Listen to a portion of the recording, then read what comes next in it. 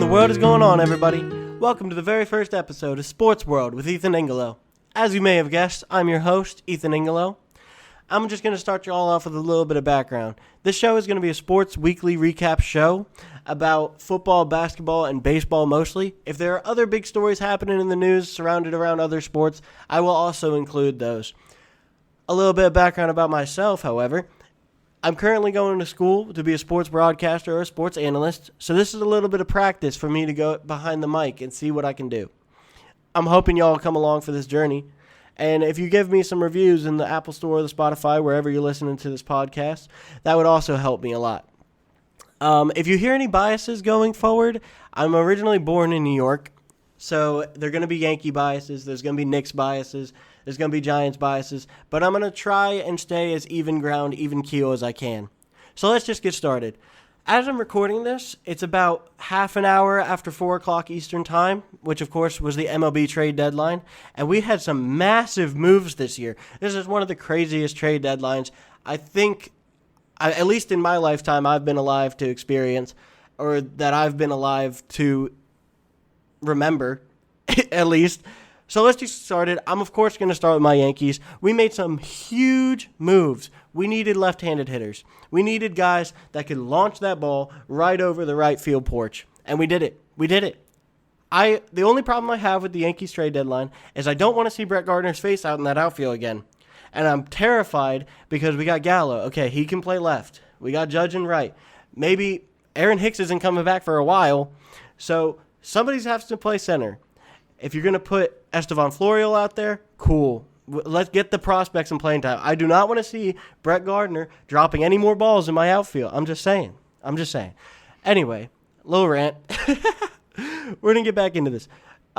Joey Gallo was the first move the Yankees made. Of course, everyone's concerned. Another big strikeout or home run guy.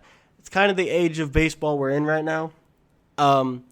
Yes, Gallo is going to strike out a lot. He's not a big contact guy. But giving him that right porch as a lefty hitter, for him and Rizzo both, it should be massive. So I'm very excited to see. Plus, we're going to have two lasers, cannons of arms in left and right field. So I'm very excited for that. The second trade, as I already mentioned, was Anthony Rizzo. This puts us in a kind of a weird position because, as far as I know, we did not trade Luke Voit. So Luke Voit is still on the team. Yes, he's injury prone, but at the same time, he did lead the league in home runs in the COVID season last year. So we'll see what the Yankees decide to do there. I just know that that's a lot of bodies at first base, two solid bodies at first base in Rizzo and Voit. The most recent thing that the Yankees did was get Andrew Heaney, just a back-end rotation guy. We had some necessary pitching flaws that we had to fill on the back end of the rotation. He'll help us lengthen out our rotation. But I'm done with the Yankees. Let's move on to the bigger deal. The biggest deal that happened. Of course, the rich get richer. The Dodgers get better. Why did they get better? I don't know. How they do these things, I don't know. But the Los Angeles Dodgers traded for Max Scherzer and Trey Turner from the Washington Nationals. Yes, you can say they gave away their whole farm system for this trade, but who cares if they win a World Series this year? I mean, realistically, they're not going to care about Josiah Gray 15 years down the line if this team wins the next 4 World Series. I mean, I understand Scherzer's aging and you're not going to have him for that long, but this guarantees them a World Series. If they do not win the World Series this year, it's a flop. It's a bust. If they don't win the World Series this year, it's a massive bust. I mean, you already had Corey Seager at short, and now you bring in Trey Turner.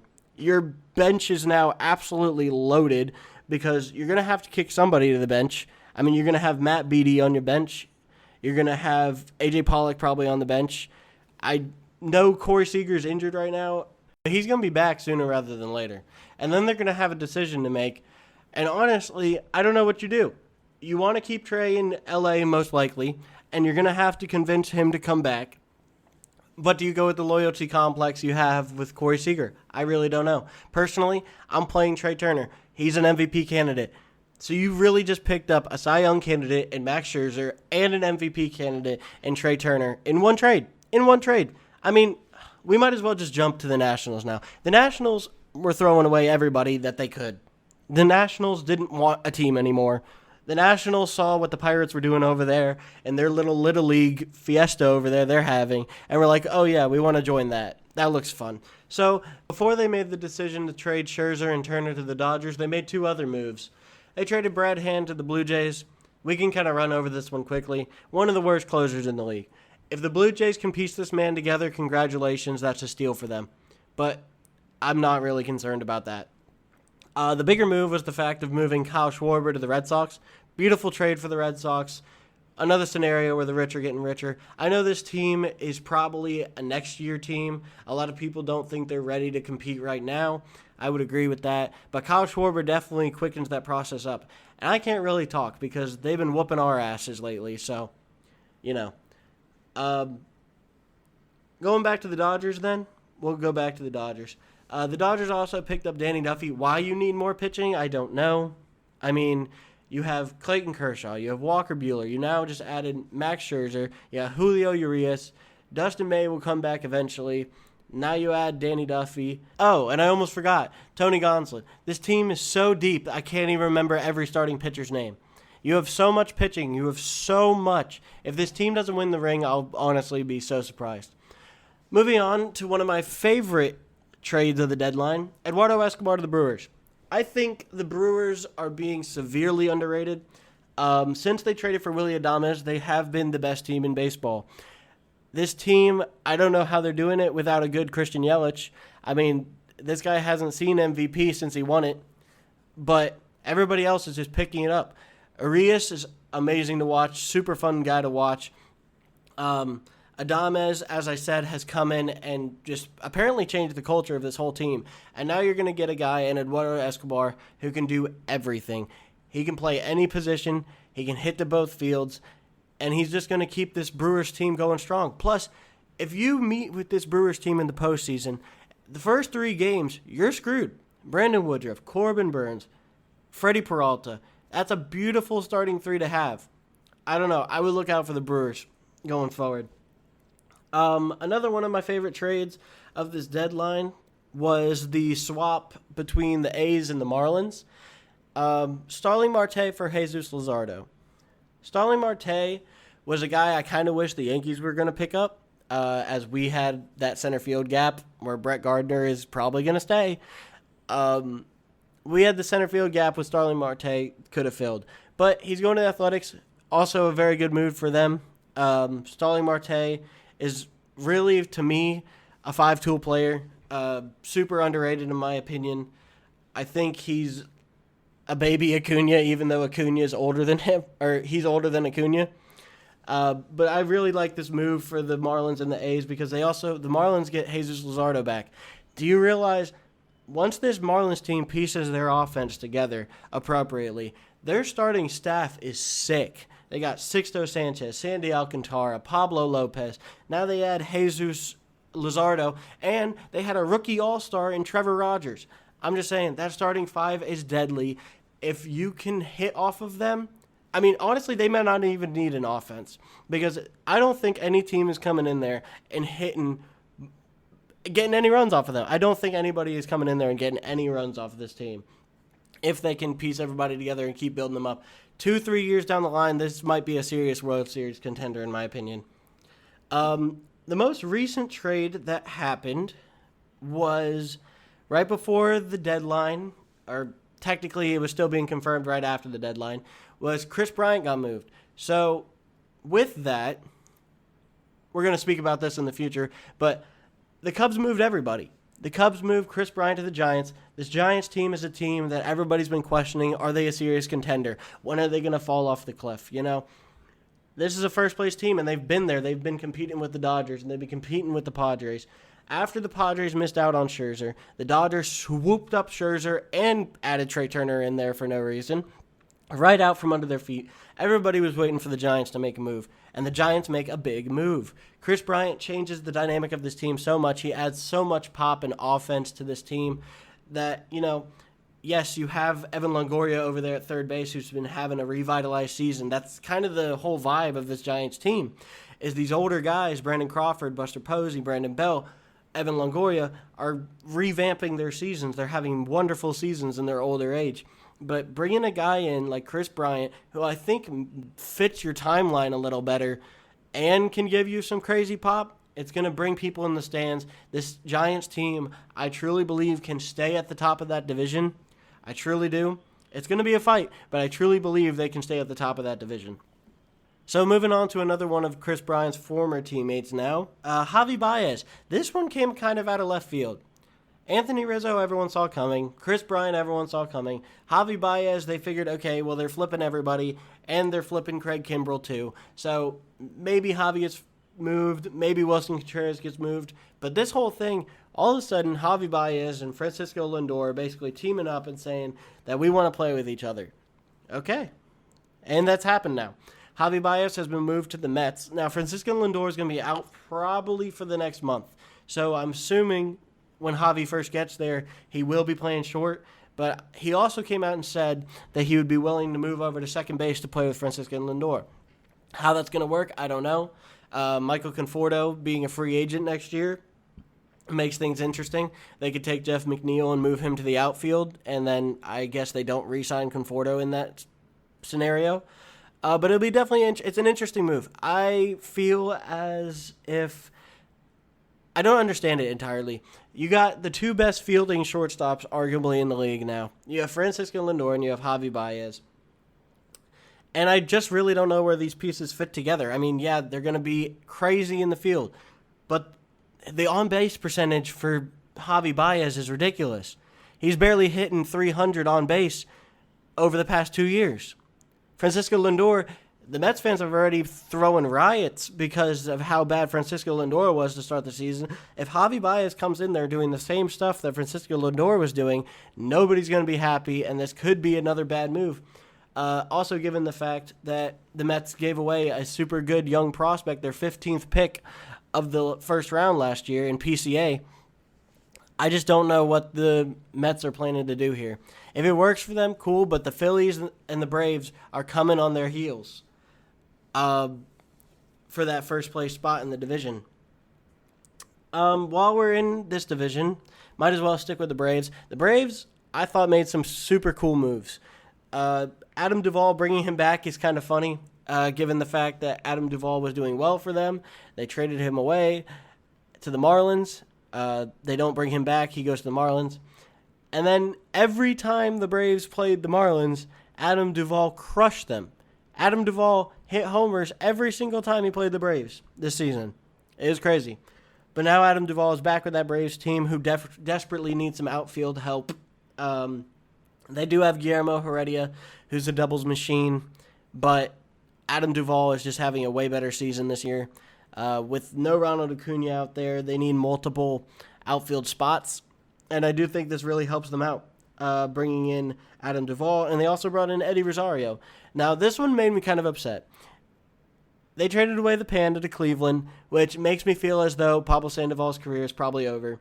I thought that he was getting a cool little aura over in Atlanta as being like the walk-off king. Every time they had him pinch hit, he would hit a homer. But, it's a sad sight to see, but it's a good move for the Braves. Eddie Rosario, another guy I've followed for a while. I think he's also super underrated. People didn't really pay attention to him in Minnesota. Then he moved over to Cleveland, and people also didn't pay attention to him there.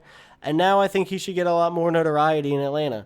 I'll be interested to see. There's reports coming in that Marcell Ozuna is going to be back after his whole domestic violence debacle.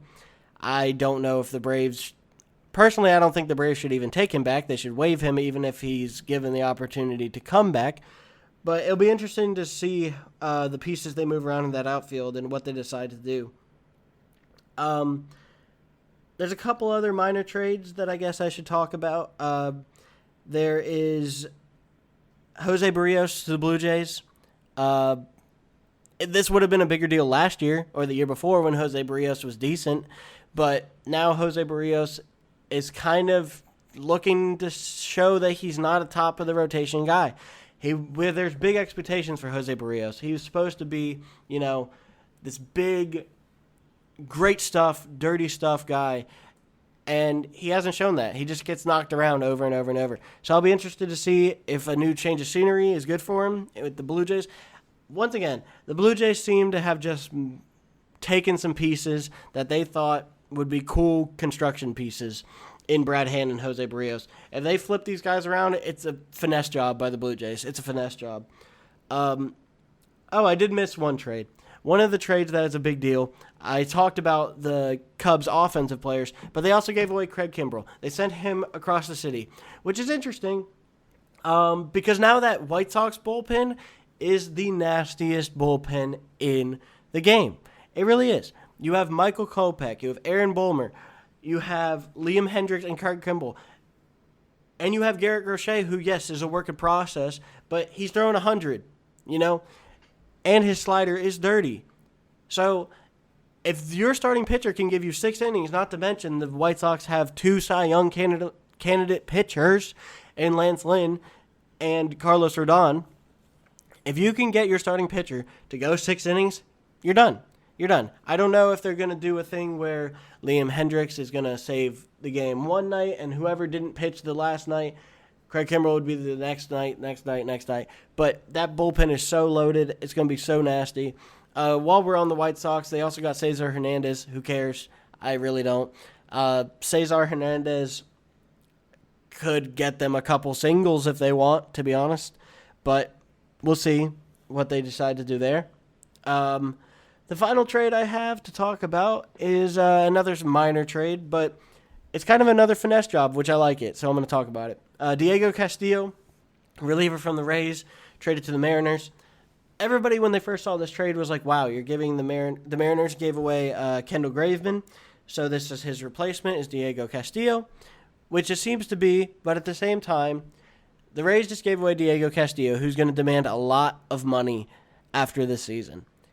For a guy that they're probably going to get rid of after the season, and a Double-A player that is up and coming. It's the type of guy that the Rays love to have, a power bat who they can just mold and meld into something beautiful. And I'm really excited to see what happens. This is my MLB Trade Deadline stuff. I think that's all I have.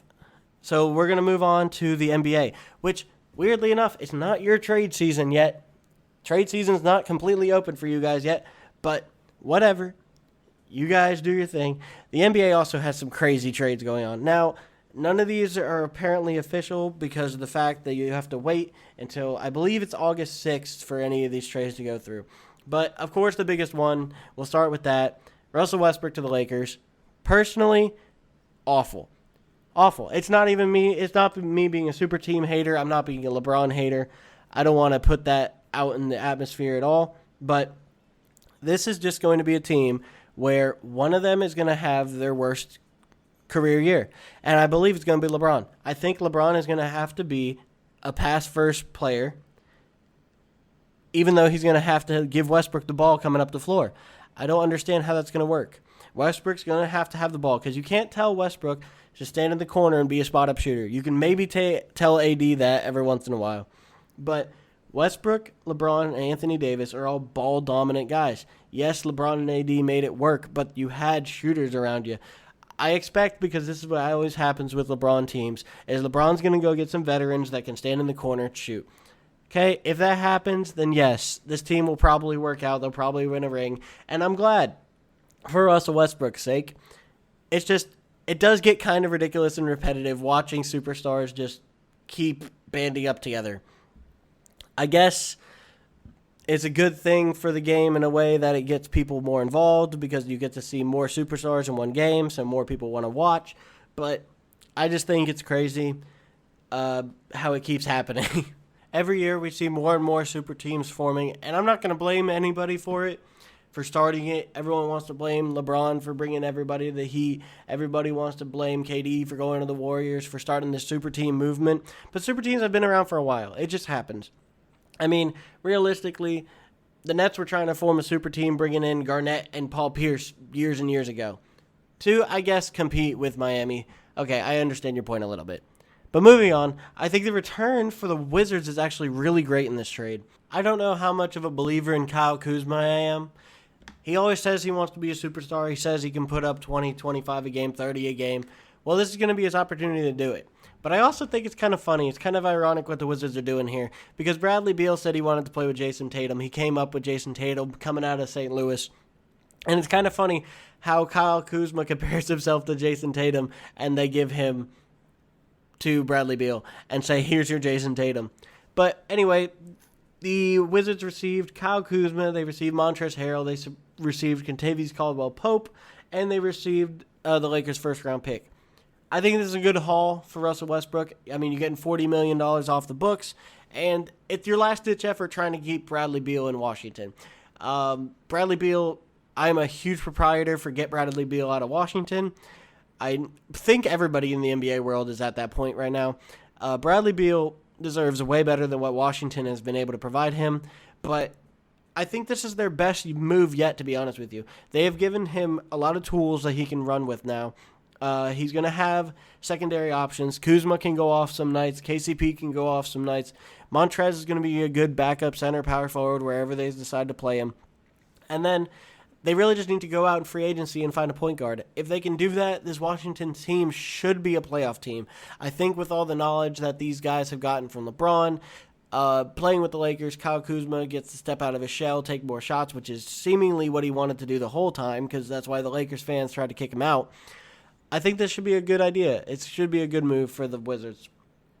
The other two trades that came out in the NBA world, at least, were Jonas Valanciunas to the Pelicans for Steven Adams and Eric Bledsoe. And they also swapped picks. I believe the Grizzlies moved up to 10, and the Pelicans went down to 17. This is also a good move for both teams. Steven Adams and Eric Bledsoe seemed like contracts that the Pelicans were never going to get off the books. I'm surprised the Grizzlies decided to take them. I've heard that they're going to flip Bledsoe right away, so I guess that makes sense. But Jonas Valanciunas also seemed like the second option for this team. When John Morant couldn't do it all himself, Jonas Valanciunas stretched the floor for them. He put up buckets for them. He got lots of boards for them. Jonas Valanciunas is a real deal center, and putting this kind of talent beside Zion Williamson in New Orleans could be very beneficial. I mean, that front court now is dirty with Brandon Ingram, Zion, and Jonas Valanciunas. Hopefully this also gives them more floor spacing and stretching the floor in New Orleans, because that was the big problem with Steven Adams, is you have a 6'6" power forward who can dunk and only dunk, and you have another 7-footer in there just clogging up the paint. So hopefully Jonas Valanciunas can help the Pelicans stretch the floor out, and that will help their team advance. Also, they're going to be looking at the point guard market. They now have enough money with this trade to get Lonzo, to match any offer for Lonzo. Do I think they should do it? Brandon Ingram and Zion want them to do it, of course. They want their boy. I don't think this is the best place for Lonzo to stay, to be honest. If Lonzo went off somewhere else where they didn't want him to basically come and be a pull-up shooter, I think he needs to be in an atmosphere where he has less of the offensive load reliant on him. He has been improving, but just from what I've seen, I believe that Lonzo is more fit in a place where he can play kind of a Ricky Rubio role. Like, he can put up his 15 or whatever, but he needs to be a pass-first point guard, in my opinion. For the Grizzlies, I'm still confused as to how this move makes any sense. Steven Adams, I know he says he's been trying to shoot threes. We're in a three-point league now. We're in a three-point shooting league now. And Steven Adams is an amazing guy. I love watching interviews of Steven Adams and watching how he interacts with everybody. He's fucking Aquaman. But I don't understand how Steven Adams is going to just mesh with this team. This team is a very pace-heavy team. They're a very quick-paced team. And Steven Adams is not running up the floor the same way that maybe a Jonas Valanciunas is going to. He's also not stretching the floor for you the same way Jonas Valanciunas is. But it'll be interesting to see what the Grizzlies do moving forward. And the final trade I have for y'all today is kind of lackluster, but Ricky Rubio got traded to the Cavaliers for Taurean Prince. My only reason for bringing this up is I don't understand why you bring in another small point guard to match up with Colin Sexton and Darius Garland. Cavaliers are in a phase where they have all these young, great talents that could form into something great one day, and they just keep hindering them from blossoming. I really don't understand why. If Ricky Rubio is going to come in and be Udonis Haslem, sit on the bench and just mentor these guys, great. But if he's coming in and starting, taking minutes from Colin Sexton, taking minutes from Darius Garland, it's an awful trade. I mean, Taurean Prince might help the Timberwolves a little bit. I mean, the Timberwolves need a lot of help, so I'm not even going to bother with them. All I'm saying is that if I were a Cavs fan, I would be very upset if Rubio was taking minutes from my two young talents. That's all I'm saying. Guys who are trying to form to be the future of your team. Of course, the other thing going on in the world this week with the NBA is the NBA draft. The Pistons took Cade Cunningham number 1. Obvious choice. Everyone knew he was going number 1. It was even released the day before the Pistons were going to take Cade Cunningham number 1. Generational talent. Hopefully, he can help this young core develop in Detroit. And Detroit can make something of themselves. Rockets took Jalen Green with number 2. Cavaliers took Evan Mobley with number 3. And then this draft got really weird very fast. Jalen Suggs was suspected to be the number 4 pick. Instead, the Raptors took Scotty Barnes. It's not a bad choice by any means, but it's definitely interesting seeing Jalen Suggs going to Orlando now. Josh Giddey, once again, the Thunder took Josh Giddey at number 6. That's kind of high for him. And once again, the Warriors somehow just get these talents that nobody thinks to fall in their lap.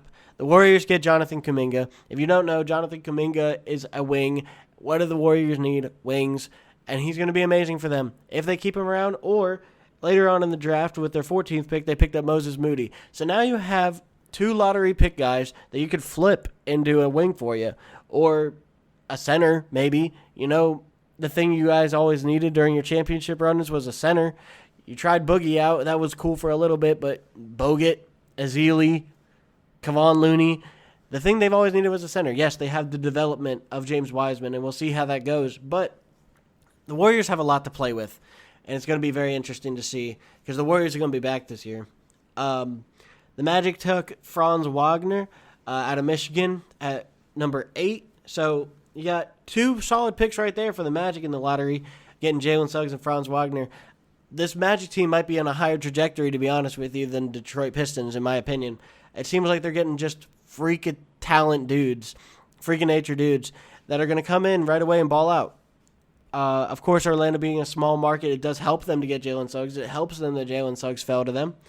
And Franz Wagner, if he works out, could be another cool piece to put beside him. But once again, like I told you, this draft was really weird. Davion Mitchell going number 9 to the Kings. Who, if I asked you who the Kings' best players were right now, who would you tell me? De'Aaron Fox and Tyrese Halliburton. What are they both? Small guards. Small, quick guards. So why do you take Davion Mitchell, another small, quick guard? Thin, wiry frame, and you don't need more guards. You don't need more small, speedy guards. But you took Davion Mitchell with the 9th pick. They should have gone for a big, most likely. Rashawn Holmes is going to request a lot of money. And it's just a very odd choice given all the talent that was left on the board. One of the biggest winners of this draft, I would say, would be the Charlotte Hornets. Taking James Bouknight at number 11 in the second round. They got Scotty Lewis. These pieces are going to fit right in. James Bouknight is going to be a guy that you can put right next to LaMelo, and it's going to work out beautifully. I'm excited to see what happens. Going down the list, I think some of the bigger winners in this draft were definitely the Rockets. I think some of the biggest losers were definitely the Kings. The Kings, I don't know what the Kings are doing. The Kings make me so upset because they're so fun to watch. When you put the Kings on television, they're going to be fast, they're going to be fun. And De'Aaron Fox, you know, he's got his whole thing going on, his whole Super Saiyan shit going on, and it's amazing. It's so fun to watch. But yet, they come out here, and they don't know how to run a franchise. I just don't know what they're planning to do. For my Knicks, they got a couple pieces that I'm pretty excited about. Quentin Grimes, notably, of course, the first-round pick, taken to number 25 after their trade with the Clippers for Keon Johnson. I'm so happy they took Quentin Grimes over Keon Johnson. Watching the March Madness tournament last year, Quentin Grimes was one of the guys that really caught my eye. And to put him in the Knicks colors, I'm very excited to see what he's going to do. Coming from a Knicks fan who has watched them continuously flop in the draft, with the exception, as it seemed at the time, with Kristaps Porzingis. But you see what's happening over there in Dallas. The Knicks might have won that trade. Anyway, I think R.J. Barrett was a good pick. I like the prospects of Obi Toppin's future. And now I think with Quentin Grimes, this team is really on a trajectory on the way up. Of course, We had an all-star this year, most improved player, Julius Randle, and this team made the playoffs for the first time, second time in my lifetime. So it's amazing to be a Knicks fan right now.